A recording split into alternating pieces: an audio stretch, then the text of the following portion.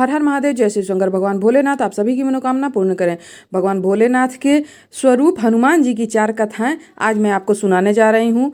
भगवान हनुमान जी और भगवान भीम दोनों भाई थे। जी हाँ, हनुमान जी को भीम जी का भाई माना जाता है क्योंकि उनके एक ही पिता वायु थे। पांडवों के वनवास के दौरान हनुमान अपने अहंकार को वश में करने के लिए भीम को एक कमजोर अवृद्ध बंदर के रूप में प्रकट होते हैं। हनुमान अपनी पूंछ के साथ भीम को के रास्ते को अवरुद्ध कर देते हैं, रोक देते हैं। अपनी पहचान से अनजान भीम ने उसे रास्ते से हट जाने के लिए कहा। उसके बाद हनुमान मना कर देते हैं। फिर भीम पूंछ को खुद हिलाने की कोशिश करता है, लेकिन वह अपनी बड़ी ताकत के बावजूद असमर्थ रहते हैं। इसके बाद यह महसूस करते हुए कि वह कोई साधारण बंदर नहीं है, भीम को पता चलता है और भीम आत्मसमर्पण उनके सामने कर देते हैं। इस प्रकार ये कथा समाप्त होती है। दूसरी कथा है रामायण में हनुमान जी की भूख के बारे में एक जिज्ञासु कहानी हमें बताई गई है। एक बार सीता के वनवास के दौरान हनुमान पुजारी वाल्मीकि की कुटिया में उनसे मिलने गए थे। उन्हें देखकर माता सीता खुशी से झूम उठी और उन्होंने हनुमान के लिए कई तरह के व्यंजन बनाए, जिसको हनुमान जी बड़े चाव से खाए और बहुत खाते रहे, लेकिन रुक ही नहीं रहे थे। इसके बाद सीता माता थक गई उनको खिलाते खिलाते। निराशा में उसने भगवान राम से प्रार्थना उन्होंने किया, जिन्होंने उन्हें हनुमान को परोसे जाने वाले भोजन में एक तुलसी का पत्ता डालने की सलाह दे दी।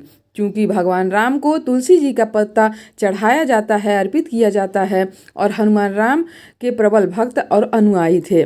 उनकी भूख अंततः समाप्त हुई। वह तुलसी जी के पत्ते से वो तृप्त हो गए। आइए अगली कथा सुनिए। हनुमान जी का एक पुत्र भी था जिसका नाम मकरध्वज था। मकरध्वज के जन्म की कहानी काफ़ी दिलचस्प मानी जाती है। जब हनुमान लंका जलने के बाद समुद्र के ऊपर वापस उड़ रहे थे, तब उन्हें बहुत पसीना आ रहा था। उसके पश्चात पसीने की एक बूंद जो हनुमान जी की थी, वह उसी समुद्र के पानी में गिर गई और एक मगरमच्छ यानी मछली ने उसे निगल लिया। इस तरह मकरध्वज की कल्पना की गई और इसी तरह उसी पसीने से वह मकरध्वज का जन्म हुआ था। आइए अगली कथा सुन लीजिए।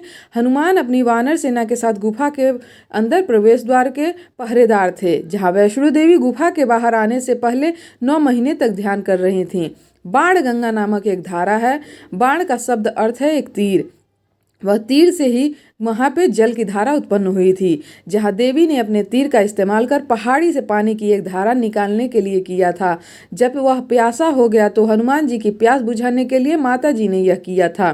वैष्णो देवी ने उनसे भैरवनाथ को अपने पास छोड़ने के लिए कहने से पहले हनुमान ने भैरवनाथ से युद्ध किया, क्योंकि वह माता जी की पहरेदारी कर रहा था। इसीलिए हनुमान जी ने उनको रोक दिया था।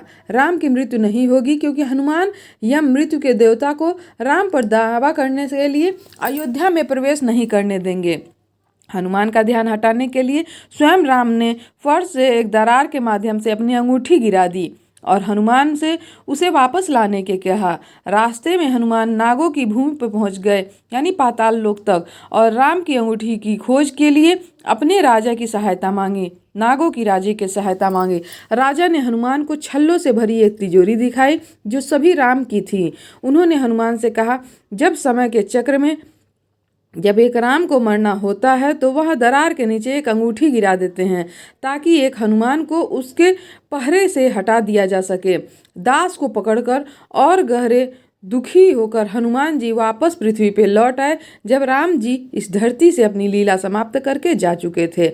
हर हर महादेव, जय श्री शंकर। आप लोगों को कहानी कैसी लगी? वीडियो पसंद है लाइक शेयर करिएगा। चैनल पर नया है तो सब्सक्राइब करिएगा। कमेंट जरूर